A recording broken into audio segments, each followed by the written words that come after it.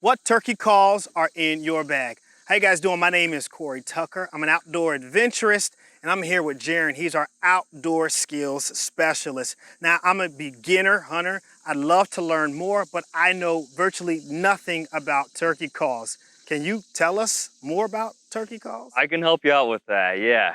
So we got a couple different calls up here on the table, and I'll tell you a little bit about each one of them and some that we don't have here today. So first one is a slate call. These are both pot calls. So pot means that it's basically this circular shape, and it can have a variety of materials in it. This one is made out of slate. This one's called a glass over slate for a different sound. They also come made out of aluminum, copper, and even crystal. Well, let's hear them. Okay, so there's another part to this call though, and that's this piece. That's called the striker. So we're gonna take the striker and rub it on top, and it makes that sound. That's mimicking the sound of a hen turkey to hopefully lure in that gobbler. And that works. It works mostly in the springtime. So in the springtime, that's their breeding season. So the gobblers, the male tom turkeys are out there looking for love, and this is his lover on the other end.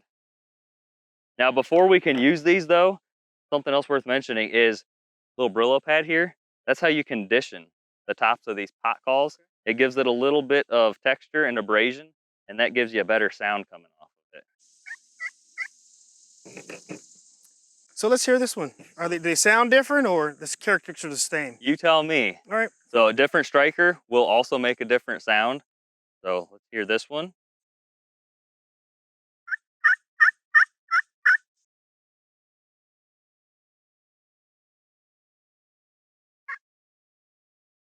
That was actually a lower frequency. This one's got like a higher frequency to it. Yep, and that's common with glass. Now moving on down the line here, we have a diaphragm call. So this pink part actually goes inside your mouth, and you put it to the roof of your mouth and use your tongue to put pressure on it to mimic the sound of a hen turkey. Now I'm not very good at this one, but the benefits of it are you don't have to move your hands and you got it in your mouth. Just don't choke on it. That's the key with this one. And then the last one up here that we have is a box call. So it looks like a box. That's where the name comes from. Notice we have a rubber band on it. Any guesses what that might be for? To keep it together? Keep it together and hopefully keep it from rubbing your vest while you're walking back. Ah. So that would definitely throw the turkeys for a loop, and they'd be going the other way. So when you get to your spot, you can take that off, and this one works. It's got a connection point here, a little spring in it. You just rub it right there to make a turkey sound. Now you can chalk that to condition it so it has better sound and volume and whatnot. Now they can be louder than the pot calls. That's the benefit of using these. And they have one more thing that you can do with them. We put this rubber band back on here. You can actually make a gobble sound with it. Oh, let's hear that. Okay.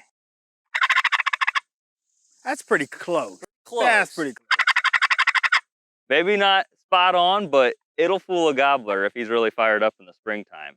Now there's two more calls that we don't have out here, and that is a push button type call. You push it and it works similar to this with friction, and it makes, again, a hen turkey sound. Is that electronic, or is that more wood? Or It's wood with, it's basically wood on wood. So just like this one, it's got that area that rubs, and it makes the turkey sound. It's got a spring in it, so it resets. And then the last one is a wing bone call.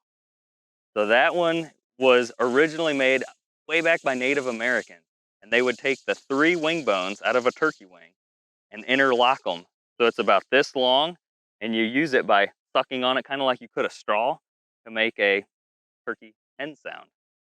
So there's a lot of techniques you can use to make turkey calls to fool that tom in the springtime. now, what's your favorite?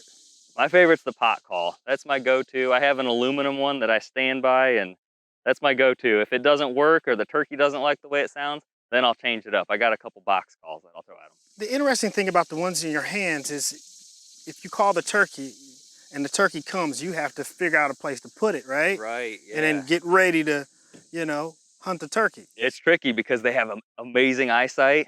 You got to have it predetermined that you're going to set it in your lap here and be able to get your gun or bow up to make that shot. Okay. Anything else you want to share with us as it relates to turkey calls? No, the best thing is to practice, practice, practice well before season. That way, when the season comes in, you're ready to go and you don't have any off notes that might make the turkey go the other way.